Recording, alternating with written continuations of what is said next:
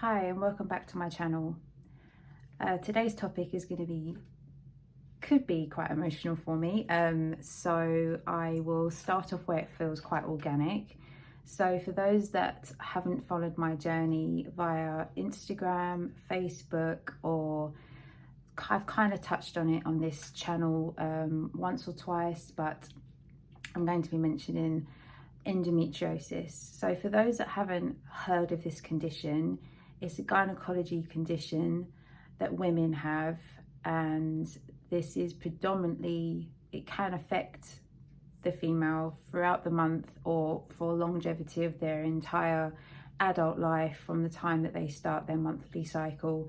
It's pretty much a condition that can be quite life-changing. I will put a link below so you can have a look to see exactly what it is, the ins and outs, and if you are suffering with the same symptoms that I will be showing or explaining to those that are watching, then you may have the same condition, and I would advise for you to see a medical professional to get the help that you need. For me, I can only address this as sensitively as I can, but it's only by my own experiences, so I don't want to offend anybody.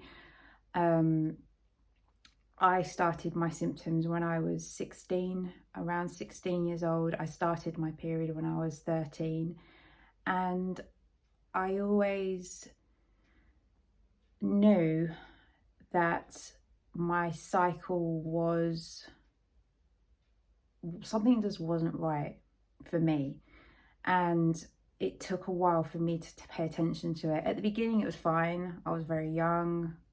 I just kind of just thought this is part of being a woman now. But the time I was turned 16, that's what's very vivid in my mind of how I felt around that time. So I'd get lower abdominal pains, I'd feel sick, I'd feel lightheaded and dizzy, I'd feel really tired. It got to the point that my right side of my abdomen was so painful that I thought that my appendix had ruptured. I've been taken to A&E numerous times with my parents. I've been put on different medication to help with my very heavy period, as the doctor would say whenever I'd go in for a checkup, because every so often I just thought, nah, I'm not having them tell me how my body feels. And I think looking back, I'm quite proud of myself that I didn't back down, because it took 5 years of back and forth for them to finally take it quite seriously for me, because it was affecting my mental health. I was getting anxious, I was feeling quite down, my moods were all over the place. At first I thought it might just been a hormone problem, but I was very young, and I just don't think they took me very seriously. And that is not, from looking at it, I was very anti medical professionals' opinions for a very long time. I'm from the UK, so we have a National Health Service here who I have the honour of working for. But before I did start working for the NHS, you kind of have to make your own opinions based on how things are. They work very, very hard, and things can be missed. And unfortunately with endometriosis, that is a condition up until probably last year where I actually started seeing it on broadcasting documentation of certain people's lives being, mentioned. I'm not sure if I'm probably explaining it wrong, but I think I'm a bit nervous, so just forgive me on that. I didn't see it anywhere growing up.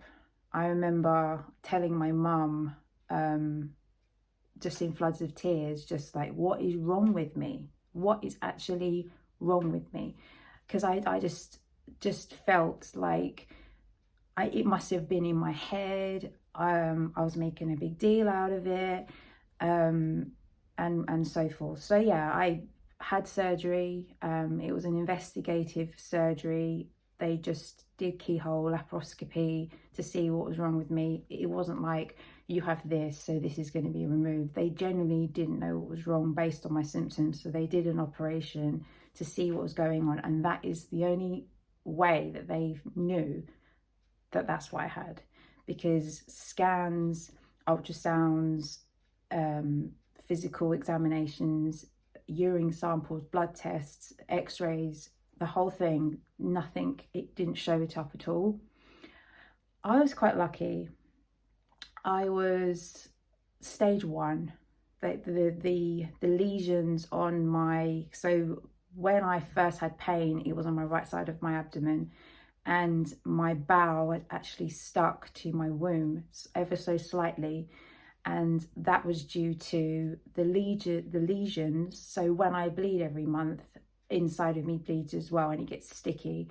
So that was connected to my bowel from my womb. So that was what's causing me pain there. And that was only stage 1, but there was many cases of, you know, having looked on people's stories of what they go through. And sometimes you can have people that can have like cysts as huge as oranges, and it can be quite serious. Having gone through my teenage years, not really knowing what was going on with me until I was 21, I felt like I kind of had that taken from me a little bit, because majority of the time I only spent maybe 1 or 2 weeks of the month, every month, feeling relatively okay, and then the rest of the time trying to get back on track and feel relatively normal again. So it was very stressful. It's very stressful for my parents, especially my mum. Like, she really feels it. Like, being a woman, she understood what I was going through. My dad, he wouldn't have understood. I mean, he did his best at the time, but it was very hard. So moving forward, this video is called Endometriosis and Me. Now, having endometriosis hasn't necessarily, it's not defining who I am, but it's part of me. It always will be. It's an incurable disease. I just have to learn how to cope with it month in, month out. As you may notice on social media, there's a lot of celebrities that are now talking about it more, and that's fantastic. But there's people that are not so lucky, who are unable to know exactly what to look for before they actually take it serious enough to go and do something about it. As I say from before, I was advised to take painkillers. I was advised to take this, take that, take this. I just didn't want that for me. So the way I did it was I decided to do some research to see what this particular condition or diagnosis I was actually given by my doctor or the consultant in the specialty that I went to for the surgery itself. And the only thing that they really gave me was a leaflet to go to a family planning clinic to get the pill to help with my bleeding every month. I took it. My body didn't like it. So then that became another thing that I had to kind of reverse. Any woman that's on any contraceptive method of a pill, a patch, an implant, any of those sort of things, it's going to mess up the hormones without a shadow of a doubt. Some women are very lucky. They don't have any side effects at all until they come off of the pill, and that's when things may or may not go according to plan.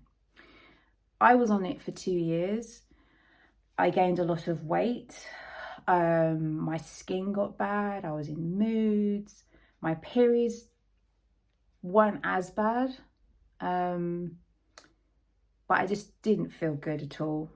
I felt absolutely rubbish, and that took me to being 23. I was in a relationship at the time, and being told at 21 that if I don't conceive a child by the time I'm 25, my chances would be significantly lower for me, and my chances of having a child after that age probably wouldn't happen. broke my heart. So thinking about it, I'm lucky in the sense that I knew where I was very headstrong. I didn't want to just have a kid because I just had to have a kid. Do you understand what I mean? Like, I knew that I wanted to be with the right person before I settled down to have children. And I'm so glad that I didn't just feel pressured, because I'm very maternal. I want a child, very much so. And I'm very lucky now at the age of 35 that I am with someone that I will want to have a family with. We did try for children. Unfortunately, we had a miscarriage 2 years ago, which was very upsetting for us and our family. But that's part of, without discrediting it and just washing over that slightly, because I will get back to that, I promise.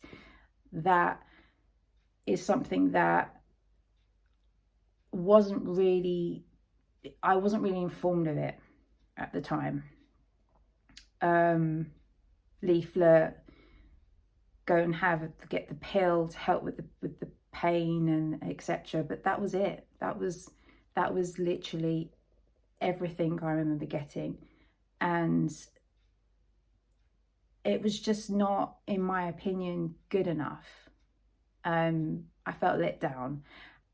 And I think with regards to how things are moving forward in society, things are changing, and I'm seeing the changes, and I'm happy that the next generation of women that are going to be feeling like this, something's going to be done. I'm not here to give any bad name to anyone that treated me back then, because that's all they knew. That's all they knew, and that's all they could really advise me to do on what I was going through. So that's where the line needs to be drawn. I'm not resentful or bitter with anything that happened then. That's just the facts. That's just how it was, and that's how I felt about it then. Moving forward, since that was the situation, and I came off the pill after 2 years, I thought, no, I'm not doing it anymore. I can't deal with it. I need to just come off the pill, clear my system out of all of the hormones that was going on. And then I qualified as a fitness coach. I changed my eating habits. I went gluten-free. I went dairy-free. I stopped eating meat, and it worked.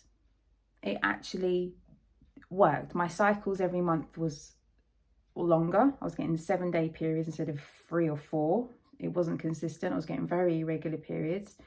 I keep belching. I need to have some water. So sorry. So yeah, I was just trying to make changes for me to ensure that my body was having as much of a chance the natural way, and just relying on medication. That was literally my objective from the beginning. And yeah, I went gluten-free. I'm still gluten-free this very day, with the odd occasions where I eat it and then my cycle would then mirror that. I can't really drink alcohol. Alcohol really affects me. Caffeine, I can't drink caffeine, so I do have decaf now. Sugars, depending on what type of sugars they are, like any complex carbs can affect me, so I have to be really careful with what I eat.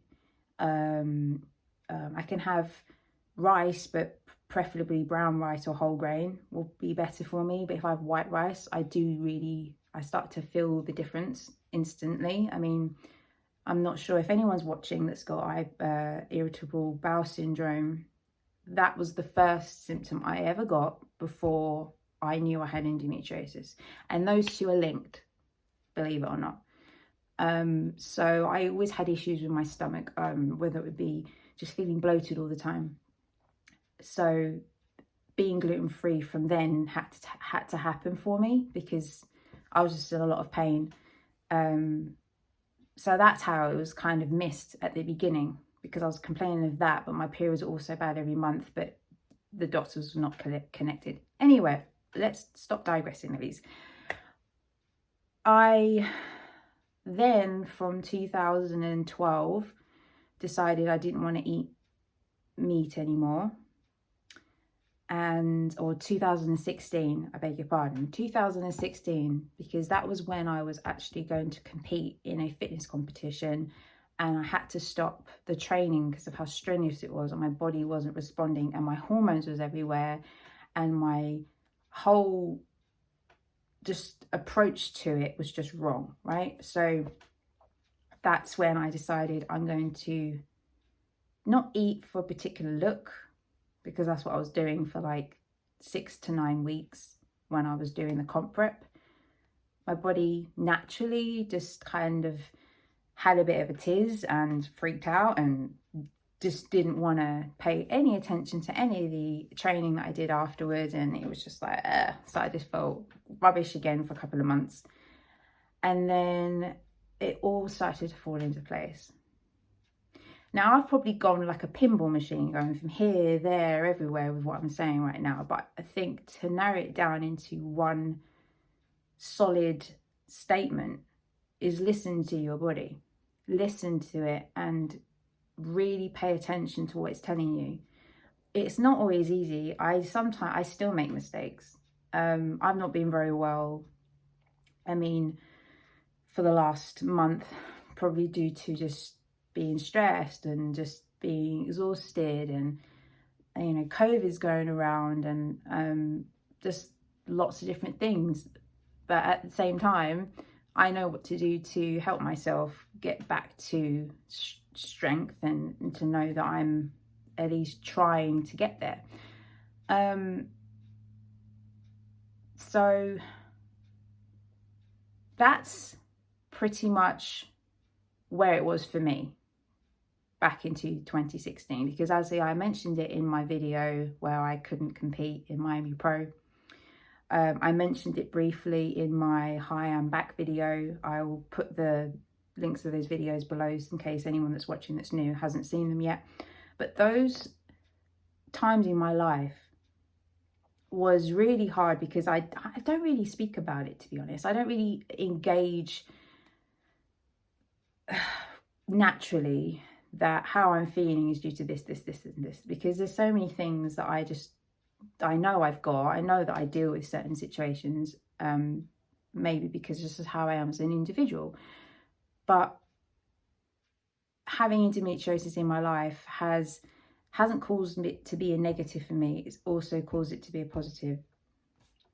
Because if I didn't know I had it, and if I don't have it, it wouldn't have helped me find areas of my life that I didn't know I had in the first place. I'm me. There's no one like me. I'm me. That's it. I'm not a clone of anyone else. So I just have to accept the fact that that is what it is. And it's taken some time. So back to the present day. I don't have children. My partner and I want children. 2 years ago, we were 6 weeks into pregnancy, and then I started bleeding, and it was painful. It was emotional. It was really difficult. I've gone through therapy to deal with it. I've got a very supportive partner who it's very new for him, so I can't imagine what he would have gone through throughout this process. And it's brought us closer, it's made us communicate on what we want out of this. We are trying for children.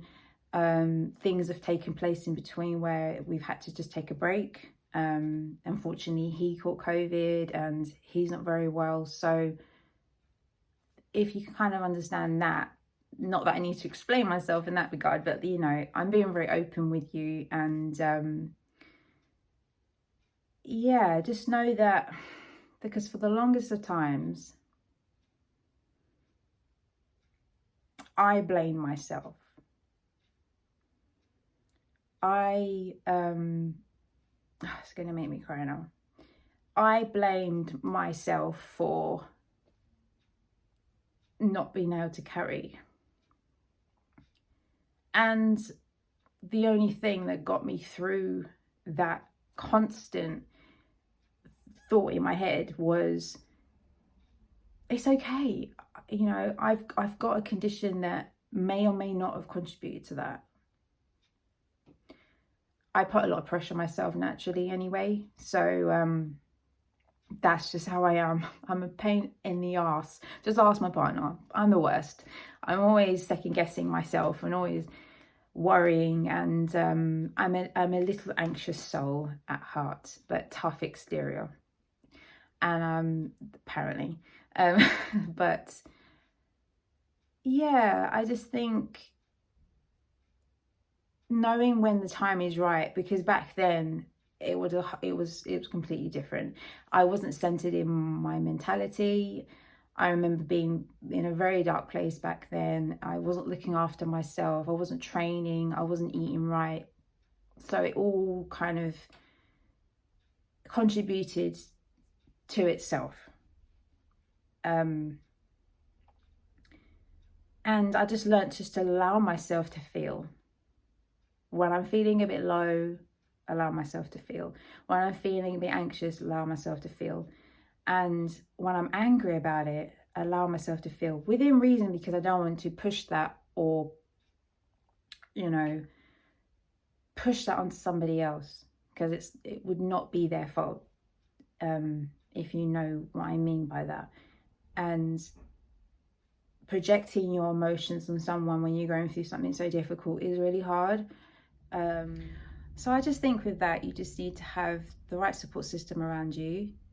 Be more aware of your self-awareness of how you are and what you're doing and how you can be perceived to people, and potentially just maybe just take a moment to leave the room.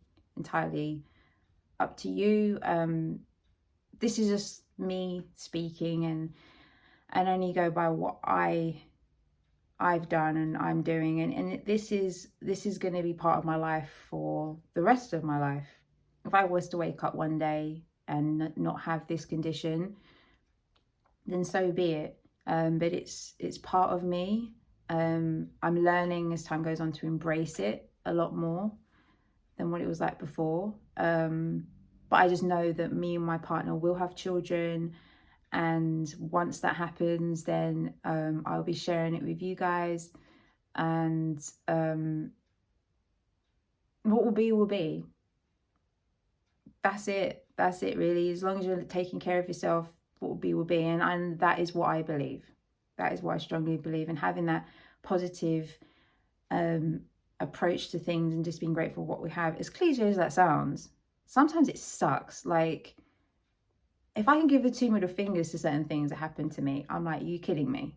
But if I can take that on, I can take on pretty much anything.